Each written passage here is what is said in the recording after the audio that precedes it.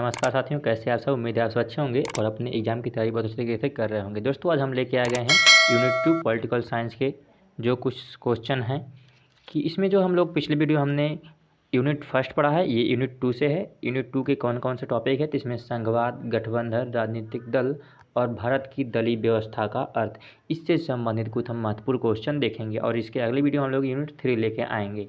ठीक है, तो चलिए बिना देर के वीडियो को शुरू करते हैं। तो पहला क्वेश्चन हमारा देखिए आज का क्या है। पहला क्वेश्चन हमारा है, भारतीय संविधान द्वारा कितनी भाषाओं को अनुसूचित भाषाओं का दर्जा दिया गया है। ये बताइए दोस्तों कि भारतीय संविधान में कितनी भाषाओं को अनुसूचित भाषाओं का दर्जा दिया गया है, 20, 22 या 21 या 23। बताइए दोस्तों, इसमें से कौन सा आपका ऑप्शन सही होगा। तो दोस्तों, इसका सही जवाब होगा हमारा ऑप्शन बी, यानी कि 22 भाषाओं को जो है भारतीय संविधान में अनुसूचित भाषाओं का दर्जा दिया गया है। चलिए क्वेश्चन नंबर 2 की तरफ चलते हैं। क्वेश्चन नंबर 2 देखते हैं। देखिए दोस्तों, क्वेश्चन नंबर 2 हमारा क्या कह रहा है। क्वेश्चन नंबर 2 हमारा है, निम्न में से कौन संघ सूची का विषय नहीं है। दोस्तों, आप लोग पढ़े होंगे कि जो संघवाद था इसमें संघीय व्यवस्था में कि जो संघ सूची था, राज्य सूची था और समवर्ती सूची था, तो इसमें से कौन सा ऐसा विषय है जो संघ सूची का विषय नहीं है। बताइए दोस्तों, मुद्रा, कानून व्यवस्था, बैंकिंग और विदेशी मामले, ऐसी कौन सी है जो संघ सूची के विषय नहीं है। बताइए दोस्तों, कौन सा इसका होगा। तो सही जवाब होगा हमारा ऑप्शन बी, यानी कानून और व्यवस्था। ये क्या है, संघ सूची के विषय नहीं है, यानी दूसरे का हमारा बी ऑप्शन क्या हो जाएगा, सही हो जाएगा। चलिए क्वेश्चन नंबर 3 की तरफ चलते हैं। क्वेश्चन नंबर 3 देखिए क्या कह रहा है हमारा, निम्न में से किस देश में सरकार का संधि रूप है। यहाँ पे दोस्तों थोड़ा सा ये मिस्टेक हो गया है, यहाँ पे होगा संघीय। ठीक है, यहाँ पे हमारा होगा संघीय रूप। ठीक है, यानी निम्न में से किस देश में सरकार का संघीय रूप है, हमसे ये क्वेश्चन पूछ रहा है। तो श्रीलंका में, इंग्लैंड में, ऑस्ट्रेलिया में या ब्रिटेन से, यानी और किस देश में यहाँ पे संघीय रूप है। बताइए दोस्तों, कौन सा होगा। तो हमारा सही जवाब होगा ऑप्शन सी, यानी कि ऑस्ट्रेलिया में क्या है, संघीय रूप है शासन का। यानी संघीय रूप मतलब क्या है कि शक्तियों का बंटवारा किया गया है, यानी तीसरे का हमारा ऑप्शन सी क्या हो जाएगा, सही हो जाएगा। चलिए क्वेश्चन नंबर 4 के तरफ। क्वेश्चन नंबर 4 हमारा क्या कर रहा है, भारत में संघवाद की प्रणाली को किस देश के संविधान से ग्रहण किया गया होगा। ठीक है, किया गया है, ये तो शायद आपको पता होगा दोस्तों। बताइए जल्दी से, स्विट्जरलैंड से किया गया है, कनाडा से, ऑस्ट्रेलिया से, ब्रिटेन से। बताइए दोस्तों, कहाँ से जो है भारतीय संघवाद की प्रणाली को किस देश के संविधान से ग्रहण किया गया है। बताइए दोस्तों, कहाँ से लिया गया है ये भारतीय संविधान का जो संघवाद की प्रणाली है, कहाँ से लिया गया है। बताइए दोस्तों जल्दी से, ये आप लोग को पता होगा, इसलिए हम इतना टाइम ले रहे हैं कि आप लोग कमेंट में जल्दी बताइए कि ये जो है कहाँ से लिया गया है। तो आपका सही जवाब होगा ऑप्शन बी, कनाडा से इसको लिया गया है, यानी कि 4 का हमारा बी क्या हो जाएगा, सही हो जाएगा। चलिए क्वेश्चन नंबर 5। क्वेश्चन नंबर 5 हमारा देखिए क्या कह रहा है कि क्या भारतीय संविधान में संघ शब्द का इस्तेमाल किया गया है। क्या संविधान जो है उसमें कहीं भी संघ शब्द का यूज किया गया है कि नहीं किया गया, हमसे ये पूछ रहा है। पहला है हाँ, नहीं, दोनों या कोई नहीं। अरे दोस्तों, किया गया है कि नहीं किया गया है, तो सही जवाब होगा नहीं, संविधान में कहीं भी संघ शब्द का यूज नहीं किया गया, यानी 5 का हमारा बी ऑप्शन क्या हो जाएगा, सही हो जाएगा। चलिए क्वेश्चन नंबर 6। क्वेश्चन नंबर 6 देखते हैं क्या हमसे कह रहा है। क्वेश्चन नंबर 6 हमारा है, संघ सूची में कितने विषय को शामिल किया गया है। बताइए दोस्तों, संघ जो सूची है उसमें कितने विषय हैं, संघ सूची में कितने विषय शामिल किए गए हैं। तो सही जवाब होगा हमारा सी, यानी कि 97। और अभी समय हो गए हैं 100। ये मूल संविधान में जब संविधान बनाया गया था उस समय 97 विषय को शामिल किया गया था, लेकिन वर्तमान में 100 हो गए हैं, इसको भी आप लोग ध्यान रखिएगा। चलिए क्वेश्चन नंबर 7 के तरफ। दूसरा क्वेश्चन 7 हमारा है कि राज्य सूची में कितने विषय को शामिल किया गया है, 97, 52, 66 या 56, कितने विषय राज्य सूची में सम्मिलित किए गए हैं। बताइए दोस्तों, तो इसका सही जवाब होगा सी, यानी कि 66 विषय जो हैं ये सम्मिलित किए गए हैं, किसमें, राज्य सूची में। इसमें भी आप लोग देखिए ये मूल संविधान के समय है, वर्तमान में इसमें 61 विषय को रखा गया है वर्तमान में, और ये मूल संविधान में था। चलिए नेक्स्ट चलते हैं। Question number 8। क्वेश्चन नंबर 8 हमारा है, दुनिया के कितने देश में यहाँ पे संघीय शासन की व्यवस्था होगा, संघीय नहीं होगा, ये गलत है। क्या होगा? संघीय। यानी दुनिया के कितने देश में संघीय शासन की व्यवस्था है? तो 20, 22, 25 या 56, बताइए दोस्तों, कितने देश में संघीय शासन की व्यवस्था है? तो हमारा सही जवाब होगा ऑप्शन सी, यानी कि 25 देश ऐसे हैं जहाँ पे संघीय शासन की व्यवस्था लागू की गई है। चलिए क्वेश्चन नंबर 9। क्वेश्चन नंबर 9 हमारा है, संविधान की सूची में सम्मिलित प्रमुख विषय है। संविधान की सूची में, ठीक है, कौन से विषय को सम्मिलित किया गया है? यहाँ पे मिस्टेक हो गया है, थोड़ा सा देखिए। ये क्वेश्चन संविधान की संघ, यहाँ पे संघ छूट गया है, यहाँ पे होगा संघ सूची। यहाँ पे क्या होगा? तो यहाँ पे होगा संघ और आगे हमारा होगा सूची। तो संघ सूची में सम्मिलित विषय कौन सा है, हमसे ये क्वेश्चन कह रहा है। ठीक है, यहाँ पे मिस्टेक हो गया है, ध्यान देखिएगा आप लोग कि संविधान की संघ सूची में सम्मिलित विषय कौन सा है। तो बैंकिंग और रेलवे, विदेशी मामले, प्रतीक्षा और संचार, उपयुक्त सभी, कौन से इसमें से विषय हैं जो संघ सूची के विषय में सम्मिलित हैं, बताइए। तो ये हमारा होगा डी, यानी उपयुक्त सभी, ये संघ सूची में आते हैं। संघ सूची का मतलब क्या है कि संघ मतलब क्या? केंद्र। केंद्र यानी जो केंद्र सरकार है उसके पास कौन कौन से विषय हैं, ये हमसे पूछ रहा है। तो बैंकिंग भी, रेलवे भी केंद्र सरकार ही चलाती है, विदेशी मामले भी केंद्र ही देखेगा, और प्रतिरक्षा और संचार ये भी क्या है? केंद्र ही देखता है। यानी ये सभी क्या हैं? संविधान के संघ सूची में शामिल किए गए हैं। ठीक है, चलिए क्वेश्चन नंबर 10 की तरफ चलते हैं। क्वेश्चन नंबर 10 हमारा क्या कह रहा है, देखिए ध्यान से क्वेश्चन को पढ़िए। ऐसी शासन व्यवस्था जिसमें शासन के 2 या 2 से अधिक, ठीक, 2 या 2 से अधिक नहीं, शासन के 2 या अधिक स्तर पाए जाते हैं। ठीक है, वही चीज़ है कि ऐसी शासन व्यवस्था जिसमें 2 से अधिक स्तर पाए जाएंगे। ठीक है, तो संघीय शासन व्यवस्था या एकात्मक, राजेशाही और सभी। दोस्तों यहाँ पे देखिए बोला है 2 या 2 से अधिक पाए जाते हैं, तो ये एकात्मक तो पहले गलत हो गया, एकात्मक तो होगा नहीं, बोला 2 या 2 से अधिक, ये पहले गलत हो गया। और उसके बाद हमारी जो 2 या 2 से अधिक स्तर किसमें पाए जाते हैं, तो ये हमारा होगा संघीय शासन व्यवस्था में, इसमें 2 स्तर की पाई जाती है।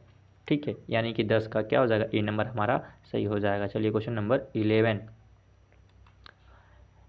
कौन सी विशेषता संघ व्यवस्था से मेल नहीं खाता है? यहाँ पे संघी हो जाएगा, यहाँ पे संघी लिखा हुआ है। ठीक है, तो संघीय व्यवस्था से मेल नहीं खाता है कौन सा? शासन का एक स्तर, विभिन्न स्तर, शक्तियों का बंटवारा, उपयुक्त सभी। यानी इसमें से कौन सा है जो कि संघीय व्यवस्था से मेल नहीं खा रहा है, ये हमसे क्वेश्चन पूछ रहा है। कौन सी विशेषता संघ सूची व्यवस्था से मेल नहीं खाता?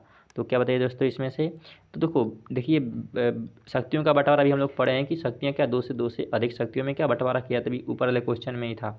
तो शक्तियों का बंटवारा इसमें भी हो गया, और विभिन्न स्तर की सरकार, तो विभिन्न स्तर मतलब शक्तियों का बंटवारा किया गया है। और उपयुक्त सभी ये तो होगा नहीं, क्योंकि यहाँ पे दिया है शासन का एक ही स्तर, जो कि क्या है? बिल्कुल गलत है। तो हमसे पूछा मेल नहीं खाता है, तो मेल क्या एक नहीं खाएगा, यानी शासन एक स्तर का नहीं होता है, 2 स्तर का होता है। तो ये क्या हो जाएगा? हमारा सही हो जाएगा 11 का। चलिए क्वेश्चन नंबर 12। क्वेश्चन नंबर 12 क्या कर रहा है, देखिए ध्यान से क्वेश्चन को। जिस शासन व्यवस्था में एक ही स्तर होता है वो क्या कहलाता है? संघात्मक, एकात्मक, दोनों, कोई नहीं, तो क्या कहलाएगा? एक स्तर रहेगा तो एकात्मक ही कहलाएगा, एक है तो। संघात्मक में कितने स्तर? तो 2 स्तर की सरकार पाई जाती है, इसलिए ये होगा नहीं। और दोनों तो होंगे नहीं, क्योंकि इसमें 2 स्तर है और इसमें क्या एक स्तर है, इसलिए क्या हो जाएगा? 20 सही हो जाएगा। क्वेश्चन नंबर 13, क्या क्वेश्चन कह रहा है हमसे, ध्यान से देखिए। भारत में दलीय व्यवस्था किस प्रकार की है? एक दलीय है, निर्दलीय है, बहुदलीय है, कोई नहीं। यानी भारत में कौन सी दलीय व्यवस्था है, ये हमसे क्वेश्चन पूछ रहा है। तो दोस्तों भारत में जो है बहुदलीय व्यवस्था पाई जाती है, यानी यहाँ पे बहुत सारे दल हैं, बीजेपी है, कांग्रेस है, समाजवादी पार्टी, आम आदमी, बहुत सारी दलें हैं यहाँ पे। ठीक है, तो हमसे इसका मतलब यही पूछ रहा है। तो यहाँ भारत में कौन सी है? तो बहुदलीय पद्धति पाई जाती है। चलिए क्वेश्चन नंबर 14। 14 क्या है? राजनीतिक दल किसके लिए ज़रूरी है? राजनीतिक दल क्यों होना चाहिए, हमसे पूछ रहा है कि क्यों ज़रूरी है।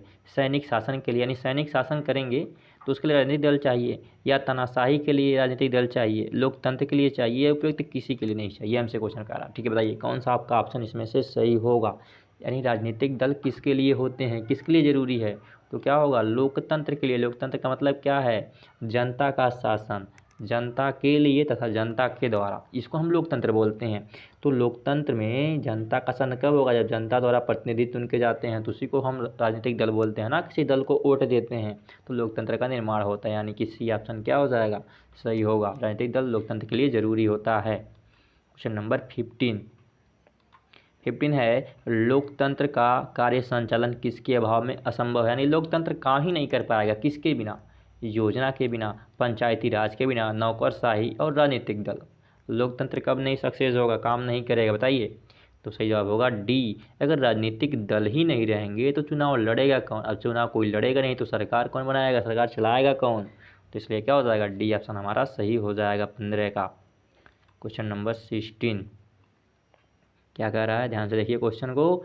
इनमें से, क्वेश्चन कह रहा है हमसे, इनमें से कौन एक राजनीतिक पार्टी का घटक नहीं है। यानी राजनीति का पार्टी घटक कौन नहीं है, तो नेता, महिलाएं हैं और अनुयायी और सक्रिय सदस्य।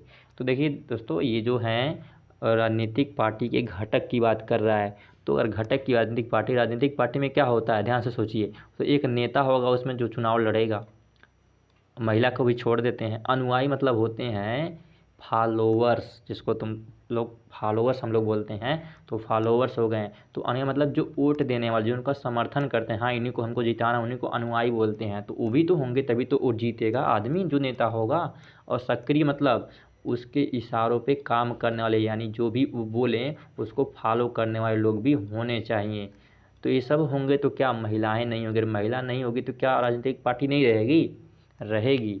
लेकिन ये अगर तीनों नहीं रहते हैं तो राजनीतिक पार्टी नहीं रहेगा। तो महिला जो है राजनीतिक पार्टी का घटक नहीं है, यानी कि बी ऑप्शन क्या होगा हमारा, सही होगा, क्योंकि ये राजनीतिक पार्टी का घटक नहीं है।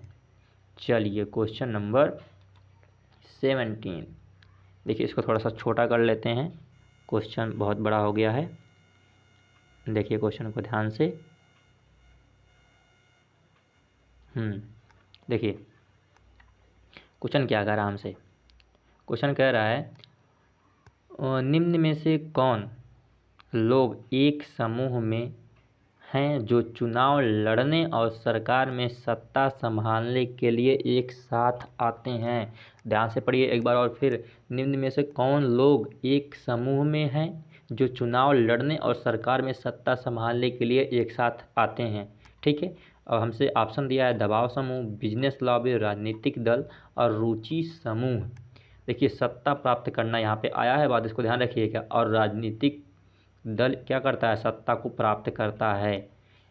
दबाव समूह में भी ये सब चीज़ें होती हैं, लेकिन वो सत्ता प्राप्त नहीं करता, उसका भी समूह होता है दबाव समूह का, लेकिन उसमें सत्ता प्राप्त करना उनका उद्देश्य नहीं होता, और राजनीतिक दल का होता है। यानी 17 का सी ऑप्शन क्या हो जाएगा, सही हो जाएगा। चलिए क्वेश्चन नंबर 18। क्वेश्चन नंबर 18 क्या कह रहा है, ध्यान से देखिए क्वेश्चन को। क्वेश्चन नंबर 18 हमारा है, भारत का संविधान मूल रूप से इसके लिए प्रदान किया गया है। मतलब ये किसके लिए प्रदान किया गया है, इसका मतलब ये है।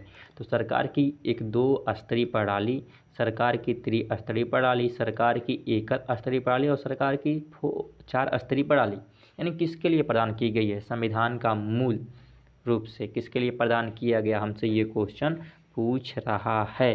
बताइए दोस्तों, किसके लिए प्रदान किया गया है ये। तो ये किया गया है सरकार की जो है 2 स्तरीय प्रणाली के लिए। यानी हमने बताया है कि इसमें क्या 2 प्रकार, 1, 2 या 2 से अधिक क्या होती है, प्रणाली होती है। ठीक है, चलिए क्वेश्चन नंबर 19। क्वेश्चन नंबर 19 क्या करा, ध्यान से देखिए क्वेश्चन को। 19 है, जब सत्ता केंद्र और राज्य सरकार से छीन ली जाती है, यानी जो सत्ता है वो किससे, केंद्र सरकार और राज्य सरकार से छीन ली जाती है और स्थानीय सरकारों को दे दी जाती है, तो उसे कहा जाता है वितरण, विकेंद्रीकरण, केंद्रीकरण या पुनर्गठन। क्या कहा जाएगा, जब सरकार, जो केंद्र सरकार है और राज्य सरकार उससे सत्ता छीन ली जाएगी तो उसको हम क्या बोलेंगे, तो उसको बोलते हैं विकेंद्रीकरण। क्या बोलेंगे, विकेंद्रीकरण। और इसका उल्टा होता है, यदि जो होता है स्थानीय सरकार से छीन कर उसको अगर केंद्र के पास दिया जाएगा तो उसको बोला जाता है केंद्रीकरण। ठीक है, बिल्कुल उल्टा होता है इसका। चलिए क्वेश्चन नंबर 20, क्वेश्चन नंबर 20 को देखते हैं। क्वेश्चन नंबर 20 हमसे क्या कह रहा है, क्वेश्चन को ध्यान से पढ़िए। भारत में पंचायती राज को किस संविधान संशोधन द्वारा मान्यता प्रदान की गई, यानी किस संविधान संशोधन के द्वारा भारतीय संविधान में पंचायती राज को जोड़ा गया है? 73वां, 94वां, 72वां, 75वां। इसका सही जवाब हमारा क्या होगा बताइए दोस्तों जल्दी से।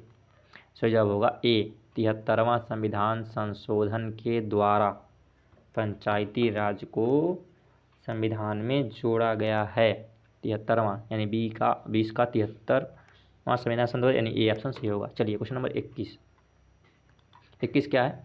समवर्ती सूची में कितने विषय हैं यदि बताना हमको? 97, 66, 47 या 102, कितने विषय रखे गए हैं समवर्ती सूची में बताइए दोस्तों जल्दी से। तो सही जवाब होगा हमारा सी ऑप्शन, यानी कि 47 विषय क्या समवर्ती सूची में रखे गए हैं। और वर्तमान में इसमें जो है, वर्तमान की अगर बात करते हैं तो इसमें जो है 52 विषय हो गए हैं।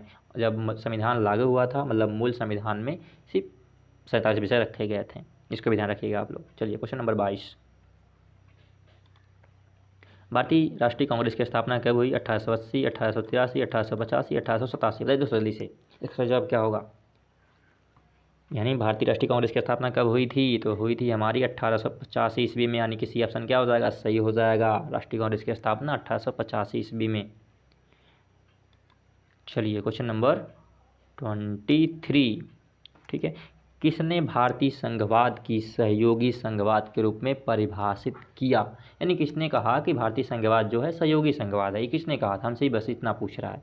तो ग्रेनविल, आइंस्टीन, केसी हेयर, मॉरिस जॉन और लिविंगस्टन, किसने कहा था बताइए दोस्तों जल्दी से। किसने कहा था कि जो भारतीय संघवाद है वो सहयोगी संघवाद है? तो ये कहा था ग्रेनविल आइंस्टीन ने कि जो भारतीय संविधान है वो क्या है? सहयोगी संविधान भी है। चलिए क्वेश्चन नंबर 24 क्या हमसे कह रहा है, देखिए ध्यान से। वर्तमान समय में कुल कितनी राष्ट्रीय पार्टियां, हमसे ये पूछ रहा है, वर्तमान में पूछा, ध्यान रखिएगा इसको। तो 3, 5, 8, 7, कितना बताइए दोस्तों वर्तमान में कितनी राष्ट्रीय पार्टियां हैं? तो वर्तमान में जो है 8 राष्ट्रीय पार्टियां हैं। इसके पहले 7 थी, ठीक है, इसके पहले 7 थी, लेकिन वर्तमान में अब 8 हो गई हैं, ठीक है। यानी 24 का सी ऑप्शन क्या हो जाएगा? सही हो जाएगा। चलिए क्वेश्चन नंबर 25, ये पूछ रहा है भारत में मुस्लिम लीग की स्थापना कब हुई? 1906, 1903, 1908, 1905 बताइए दोस्तों। मुस्लिम लीग की स्थापना कब हुई थी? तो हमारा ये कब हुई थी बताइए? 1906 में हुई थी। मुस्लिम लीग की स्थापना कब हुई? 1906। और 1905 में क्या हुआ था? 1905 में जो हमारा हुआ था वो क्या हुआ था? बंगाल का विभाजन हुआ था, ठीक है, इसको भी आप लोग ध्यान रखिएगा। चलिए क्वेश्चन नंबर 26